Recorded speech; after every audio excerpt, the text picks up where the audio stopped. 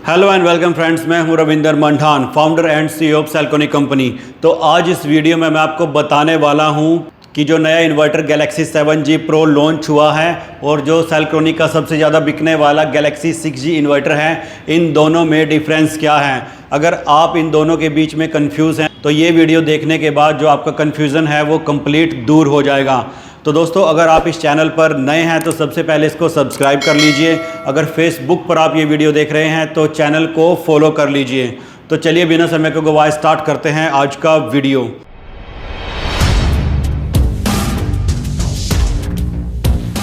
तो सबसे पहले मैं आपको बता देता हूं कि जो गैलेक्सी 6G है ये सेल्कोनिक का रेगुलर मॉडल है और बहुत ज़्यादा बिकता है। लेकिन इसी के बाद एक मॉडल आया था गैलेक्सी 7G जो कि बहुत ज़्यादा पॉपुलर हुआ, लेकिन उसका ही एक एक्सटेंडेशन आ चुका था गैलेक्सी 7G Pro।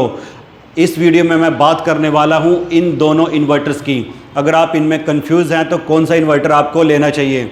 सबसे पहले अगर आप लुक की बात करें तो देखिए, दोनों इन्वर्टर देखने में यहाँ पर बिल्कुल ही सेम हैं। अगर इनकी बॉडी की भी आप बात करें तो दोनों की बॉडी भी बिल्कुल सेम है, और अगर आप स्क्रीन की बात करें तो स्क्रीन भी सेम है। तो अब फ़र्क आएगा कहाँ पे? तो फ़र्क काफ़ी ज़्यादा यहाँ पर होने वाला है। सबसे पहले बात करते हैं पावर की। तो पावर में देखिए, जो रेगुलर गैलेक्सी 6G इन्वर्टर है ये 5 किलोवाट का इन्वर्टर है और ये थोड़े टाइम के लिए 5.5 किलोवाट भी जा सकता है।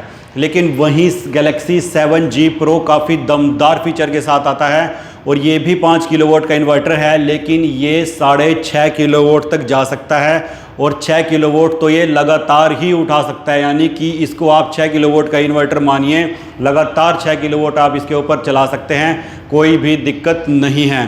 तो इसकी यहाँ पर पावर ज़्यादा है तो गैलेक्सी 7G Pro इसमें विनर होता है। अगली जो बात आती है इसके MPPT की, तो जो रेगुलर गैलेक्सी 6G है इसके ऊपर आप 6.5 किलोवाट तक के सोलर पैनल लगा सकते हैं। ये भी डबल MPPT के साथ आता है, यानी कि 2 अलग अलग स्ट्रिंग आप इसके ऊपर लगा सकते हैं। लेकिन वहीं पर गैलेक्सी 7G Pro फिर से विनर हो जाता है, क्योंकि गैलेक्सी 7G Pro के ऊपर आप 9 किलोवाट तक के सोलर पैनल लगा सकते हैं। इसके अंदर भी आपको ड्यूल MPPT मिलता है, इसके ऊपर भी आप 2 स्ट्रिंग लगा सकते हैं, क्योंकि इसके अंदर जो इसका एम्पियर है वो ज़्यादा है। तो ये 9 किलोवाट तक के सोलर पैनल ईजिली हैंडल कर लेता है।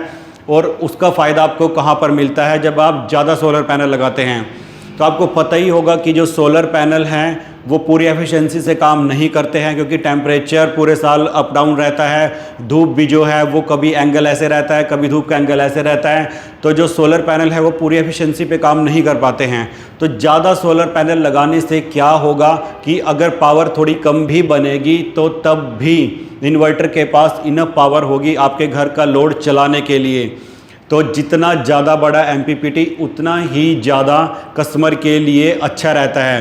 तो यहाँ पर भी Galaxy 7G Pro completely winner हैं। अब सबसे बड़ी बात आती है कि आप इन्वर्टर तो ख़रीद लेते हैं, लेकिन आपके दिमाग में होता है कि इसकी सर्विस कितनी लंबी मिलेगी, कब तक मैं टेंशन फ्री लाइफ जी सकता हूँ। तो यहाँ पर बात आ जाती है वारंटी की।